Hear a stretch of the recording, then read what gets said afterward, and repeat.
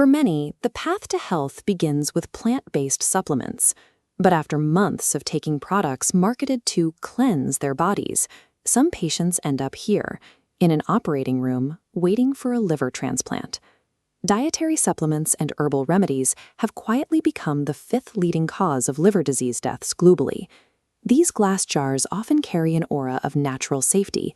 However, clinical data shows that unregulated herbal products now account for 20% of all acute liver injuries. The very industry promising to protect your liver is responsible for a significant and rising portion of its destruction. The detox industry relies on a mechanical myth, the idea that the liver acts like a sink strainer that gets clogged with dirt and needs to be rinsed. This anatomical model shows the portal vein, a massive vessel that routes every ingested molecule directly into the liver before it can reach the rest of the body.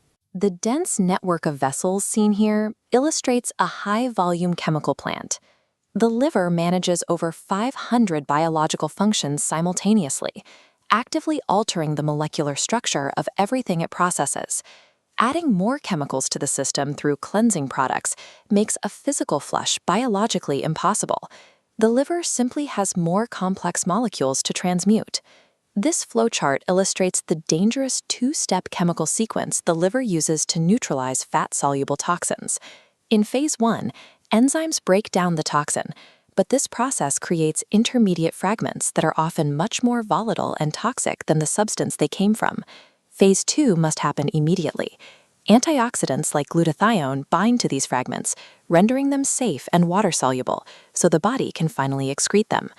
Many detox pills contain compounds that artificially accelerate phase 1 enzymes. They pull the pins on thousands of chemical grenades at once, flooding the system with toxic fragments faster than the body's glutathione can catch them.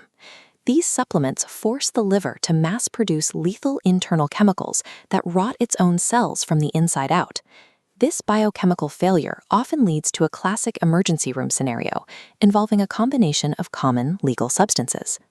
Alcohol violently disrupts the liver's balance, spiking phase 1 enzymes while depleting the glutathione reserves needed for the second phase. Taking a standard painkiller like paracetamol during this imbalance is catastrophic. Without glutathione to neutralize it, the liver turns the medicine into a highly toxic intermediary that kills liver cells en masse. Unregulated detox herbs trigger the same catastrophic imbalance, creating a lethal chemical cocktail that mimics a severe drug overdose. If a supplement is actively killing liver cells, the lack of immediate pain seems like a medical impossibility. The interior of the liver lacks pain receptors. Massive cellular damage can accumulate in total silence, hidden from the patient until the organ swells enough to stretch its outer casing.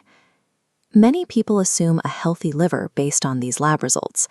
A normal range for ALT and AST enzymes is often seen as a guarantee of safety.